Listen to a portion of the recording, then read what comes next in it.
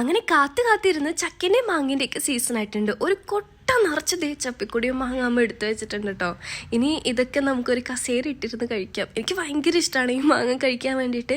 നമ്മുടെ വീട്ടിലുണ്ടായ തക്കാളിയാണ്, അത് വെച്ചിട്ടാണ് അമ്മ ഇന്ന് സാമ്പാറൊക്കെ ഉണ്ടാക്കുന്നത്.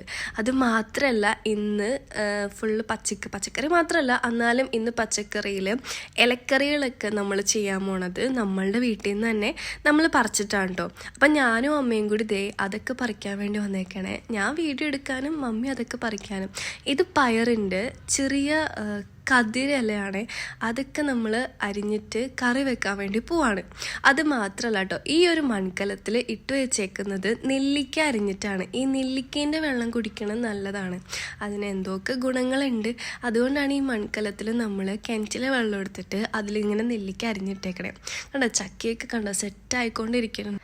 അങ്ങനെ ഉച്ചത്തേക്കുള്ള കറിയൊക്കെ ഓൾമോസ്റ്റ് സെറ്റായിട്ടുണ്ട്. ഇത് അമ്മ മാങ്ങ ചെത്തി വെക്കുവാണ്, കാരണം നമുക്ക് ചോറ് കഴിക്കാൻ വേണ്ടിയിട്ടും പിന്നെ വേണമെങ്കിൽ നമുക്ക് ജ്യൂസ് അടിക്കാം. അങ്ങനെ നമ്മളിത് ചോറ് കഴിക്കാൻ വേണ്ടി പോവാണേ. ഇത് നമ്മളുടെ ഇലക്കറി അല്ല ചീരക്കറി എന്നൊക്കെ വേണമെങ്കിൽ പറയാം. അത് ഒലത്തിയതുണ്ട്, നല്ലൊരു മാങ്ങാപ്പുളിശ്ശേരി ഉണ്ട്. അത് കൂടാണ്ട് മാങ്ങയൊക്കെ കട്ട് ചെയ്ത് വെച്ചിട്ടുണ്ട്. പിന്നെ നമ്മളുടെ വീട്ടിൽ തന്നെ ഉണ്ടായിട്ടുള്ളൊരു മാങ്ങയാണ്, അത് വെച്ച് അമ്മ അച്ചാറിട്ടതാണ്. അപ്പോൾ അതൊക്കെ കൂട്ടി നമുക്കിനി ചോറ് കഴിക്കാം. അപ്പം ഇനി അടുത്തൊരു വീഡിയോയിൽ കാണാം. Catch next time for more videos.